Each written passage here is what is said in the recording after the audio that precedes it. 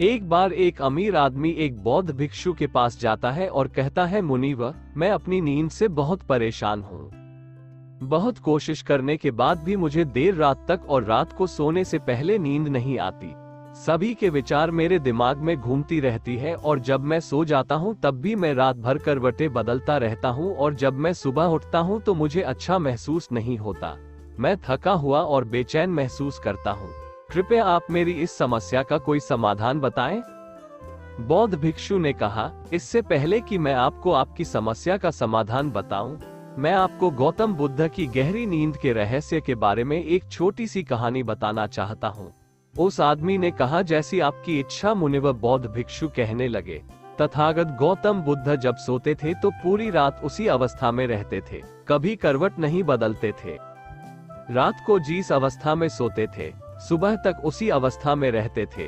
गौतम बुद्ध का एक शिष्य आनंद था जो अक्सर उनके पास ही सोता था। आनंद को ये बात बहुत परेशान करने वाली थी कि गौतम बुद्ध पूरी रात उसी भौतिक अवस्था में कैसे बिता सकते थे जब भी रात में आनंद की आंख खुलती थी। इसलिए वह हमेशा से जानता था कि गौतम बुद्ध एक ही अवस्था में सोए हुए हैं। ये बात उसके मन में कई सवाल पैदा करती थी। लेकिन एक दिन भिक्षु आनंद अपनी जिज्ञासा को रोक नहीं सका और वह गौतम बुद्ध के पास गया। आंधी रात में उसने गौतम बुद्ध को जगाया। नींद से उठकर बोले, तथागत मुझे क्षमा करें, मैं जानता हूं कि यह आपसे प्रश्न पूछने का सही समय नहीं है, क्योंकि आप सारा दिन चलते रहते हैं और लोगों को ज्ञान देते हैं और उनकी समस्याओं का समाधान करें। लेकिन मेरी जिज्ञासा इतनी बढ़ गई है कि मैं सुबह तक इंतजार नहीं कर सकता। इसलिए कृपया मेरे प्रश्न का उत्तर दें और मेरी जिज्ञासा को शांत करें।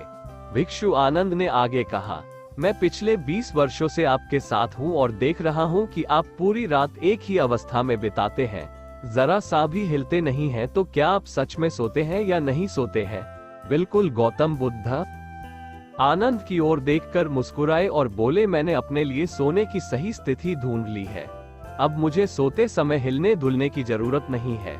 मैं नींद की अवस्था में भी जागता रहता हूँ, जबकि मेरा शरीर सो रहा होता है लेकिन मैं जागता रहता हूँ। सवाल ये नहीं है कि नींद की अवस्था में शरीर चलता है या नहीं। सवाल यह नहीं है कि शरीर स्थिर अवस्था में क्यों नहीं रह पाता। असली कारण तो मन है। मन ही शांत और स्थिर नहीं रह पाता और यही कारण है कि हम नींद की अवस्था में भी अपने शरीर को हिलाते रहते हैं। लेकिन मैं इन सब चीजों से परे आ चुका हूँ। अब मेरे अंदर मन नाम की कोई चीज नहीं बची है। जब मैं सोने जाता हूँ तो मेरा शरीर बिल्कुल शव जैसा हो जाता है। मन नाम की कोई चीज नहीं बची है। आनंद, क्या आपने कभी किसी मृत शरीर को अपनी अवस्था बदलते हुए देखा है? गहरी नींद की अवस्था में भी हमारा दिमाग ही यह सब काम करता है। एक बार जब मन स्थिर हो जाता है, मन शांत हो जाता है, तब आपका शरीर गहराई में चला जाता है। सुझाव, लेकिन भीतर से तुम जागोगे, भीतर से तुम सब कुछ महसूस कर पाओगे। सोने के बाद भी तुम्हारी चेतना एक छोटे से जलते दीपक की तरह निरंतर प्रज्वलित रहेंगी।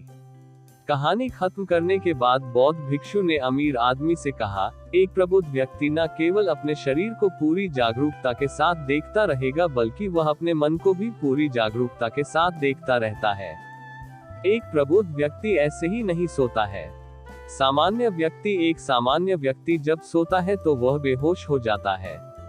उसे अपने आसपास का भी पता नहीं चलता, इसलिए वह अपने सपने भी नहीं चुन पाता। लेकिन जब एक बुद्ध व्यक्ति सोता है तो उसे होश रहता है।